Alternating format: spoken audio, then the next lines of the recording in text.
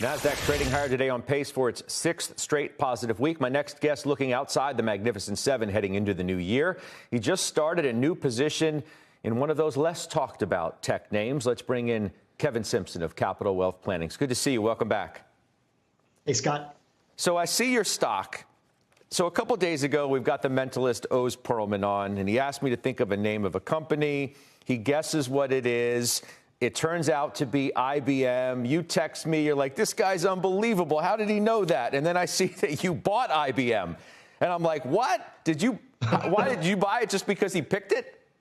Yeah, I thought when you picked Halloween and then you picked IBM and Oz was on the show, why not? The truth is, Scott, we haven't owned IBM in years. And I thought it was hilarious when you said that, because we were initiating the position. And the thesis really is, can we get outside the Magnificent Seven? Can we find companies that provide a little bit more value, granted, way more old school, but can we get some kind of sleeper exposure into AI?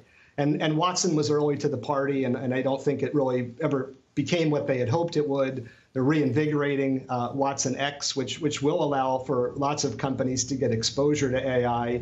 The Red Hat deal that everyone thought was a misfit and something that they overpaid for is now starting to become synergistic within the company. If you look at a stock that's paying a plus 4% dividend while we wait to see how this matures, I really think that there's an opportunity set here and some value, Scott.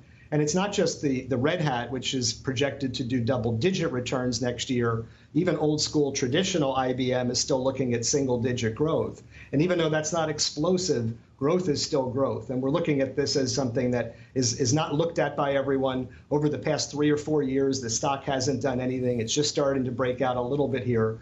So we feel like there's some trajectory to the upside for sure. I thought you were like, Oz knows, I'm buying it, and we'll just see what happens. But I get you. There's more to the story. I figured there probably was. All right, you added to your position in CME Group. Why? You know, this is one that you and I have been talking about for the past few months. It's a company that has tremendous double-digit growth. Their revenues over the past 9 quarters have been increasing at a 9% clip. The growth has been at 10%. They've got massive dividend growth. Their commitment to shareholders is incredible. And the other thing that is potentially exciting about the end of December is occasionally they'll pay a special dividend. Last year, they paid $4.50 at the end of the year. There's no guarantee that they'll do it, but they've been a lot more profitable this year than they were last year. And if anything is, history repeating itself, it would create a dividend yield that's in excess of 4% cumulatively. So we like growth stocks. This is certainly one that's benefiting from more action, more activity, trading in futures, trading in indexing, trading in interest rates, bonds, and equities. So we like CME Group for the growth story there. Let me note for our viewers and for you, for that matter, too, we're at the highs of the day right now. It's been an interesting session. The data came out. Market wasn't really sure what to make of it, whether it had changed the narrative at all that, the Fed's done and it could start cutting. I mean, right now, Dow's good for 162, S&P's up 18, NASDAQ's starting to look pretty good as we head into this very final part of the trading day, up 70 points. I bring it up because I think the prevailing thought is that what happened today just means that that soft landing is still intact. You have Caterpillar, which you added to, which would play right into that narrative, no?